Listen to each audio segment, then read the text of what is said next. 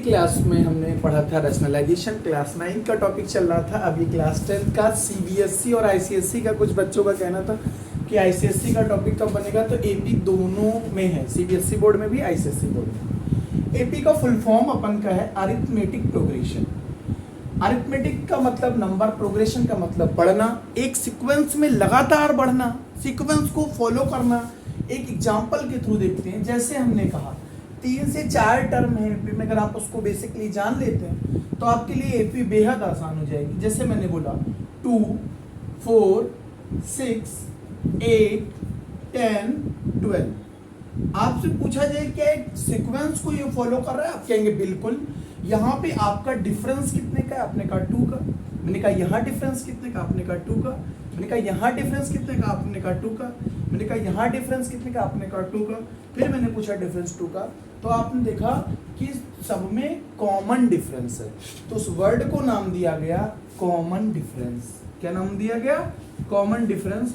इसको शो करते हैं हम स्मॉल डी से, इसको शो करते हैं हम स्मॉल डी से, और उसे बोलते हैं कॉमन डिफरेंस। डिफरेंस का मतलब, जैसे अगर ये टर्म है T1 मान लें, ये T2 मान लें, ये T3 मान लें, सपोज ये T4 मान लें, ये T5, ये T6। अगर इस तरीके से मैं इस सीक्वेंस को मान लूं तो मैं एक चीज देख पाऊंगा कि अगर मैं हर अगले टर्म से पिछले टर्म को सब्ट्रैक्ट करूं तो हमारा डिफरेंस सेम होगा। जैसे मैंने कहा T2 माइनस T1, तो आपने कहा 4 माइनस 2, 2। जैसे मैंने कहा T3 माइनस T2, तो आपने कहा 6 माइनस 4, 2। जैसे मैंने कहा T4 माइनस T3, तो आपने कहा 8 माइनस 6, 2। आप बार बार देख पा रहे हो, चाहे T2 माइनस T1 हो 2, चाहे T3 माइनस T2 2 हो, चाहे T4 माइनस T3 2 हो, हर जगह आपका जो डिफरेंस है वो सेम है। उसको बोलेंगे कॉमन डिफरेंस, और उसको डिनोट करेंगे स्मॉल डी से। एपी का जो पहला टर्म होता है इसको बोलते हैं फर्स्ट टर्म, उसको लिखते हैं स्मॉल ए से। किससे लिखते हैं? स्मॉल ए से।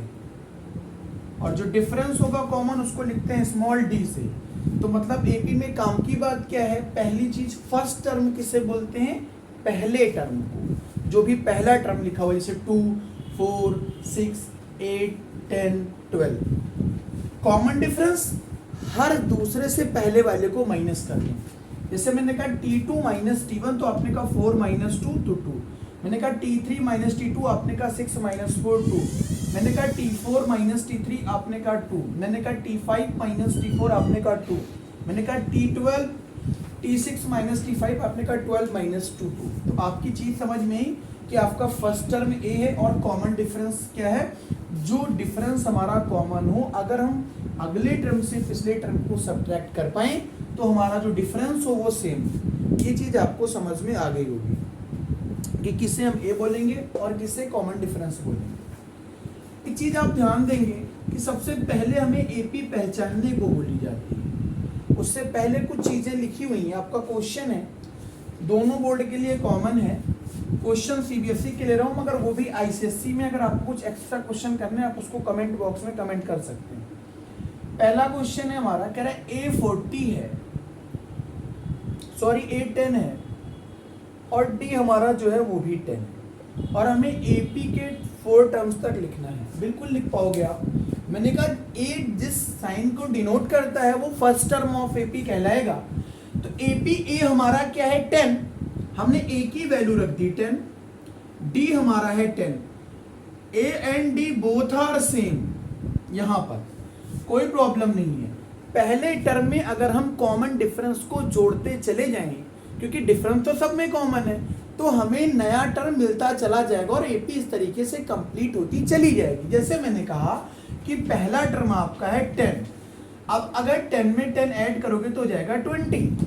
20 में 10 अगर आप ऐड करोगे तो हो जाएगा 30। 30 में अगर आप 10 ऐड करोगे तो 40। अगर मैं एक चीज बोलूं, अगर इसको मैं एक सीक्वेंस से आपको लिख के दिखाना चाहूँ कि किस तरीके से किस पैटर्न को फॉलो कर रहा है, मैं आपसे पूछूंगा कि पहला टर्म क्या, आप बोलोगे A। मैं बोलूंगा दूसरा क्या, आप बोलोगे A प्लस D। मैं बोलूंगा तीसरा क्या, आप बोलोगे A प्लस 2D। मैं पूछूंगा ये क्या, बोलोगे A प्लस 3D। आपने कहा इसका मतलब, मैंने कहा कॉमन डिफरेंस कितने का है, आपने कहा 10। ए फर्स्ट टर्म, जब मैंने इस सीक्वेंस को कॉमन डिफरेंस जोड़ते हुए लिखा तो ये चीज पाई कि इस पैटर्न को पर्टिकुलर फॉलो कर रहा है। जैसे मैंने कहा ए की वैल्यू, आपने कहा 10, मैंने कहा 10 से 20 हुआ तो ए में डी ऐड किया ना, फिर 20 से 30 हुआ तो ए में क्या ऐड किया, 10 प्लस 2 को अगर डी से मल्टीप्लाई करोगे तो हमें सीक्वेंस मिलता चला गया। अगर यहाँ से भी आप देखना चाहें क्या कॉमन डिफरेंस सेम है, देख लेते हैं। पिछले टर्म से हम अगला टर्म माइनस करेंगे। अगर a प्लस डी से मैं a माइनस करूं तो a के घर गया, हमारा बच्चा कॉमन डिफरेंस। अगर मैं a प्लस 2d से a प्लस डी माइनस करूं तो कुछ इस तरीके से हो जाएगा, a के घर गया, 2d में से d गया d। इस तरीके से a प्लस 3d में से भी a प्लस 2d निकालेंगे तो हमें d ही मिलेगा। ये चीज मैं इस क्वेश्चन में आपको पर्टिकुलरली दिखाना चाह रहा था।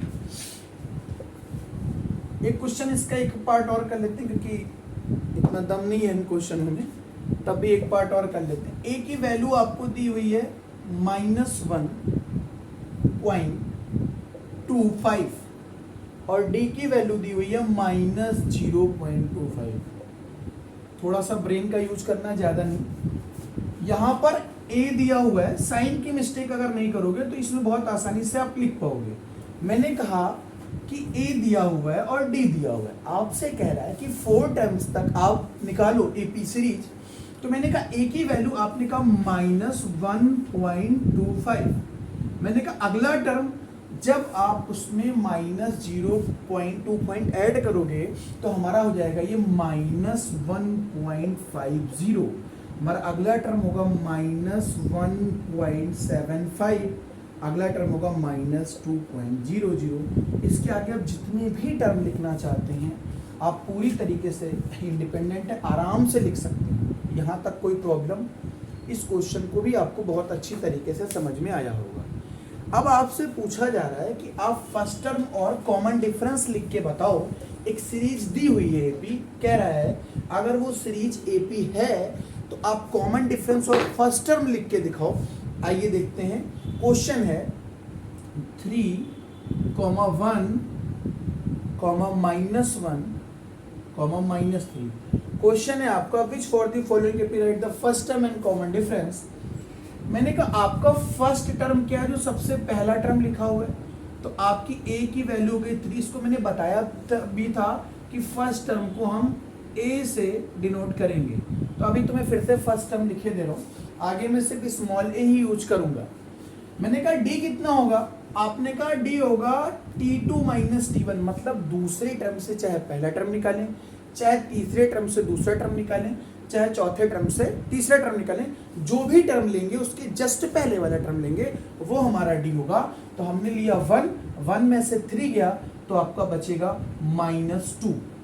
आपका a कितना हो गया 3, d हो गया -2, क्योंकि 1 में से जब आप 3 सब्ट्रैक्ट करोगे तो आपका बचेगा -2। अगला क्वेश्चन पॉइंट में ले लेते हैं और एक क्वेश्चन फ्रैक्शन में भी ले लेते हैं। फ्रैक्शन में देखिए 1/3, 5/3, 9/3, 13/3।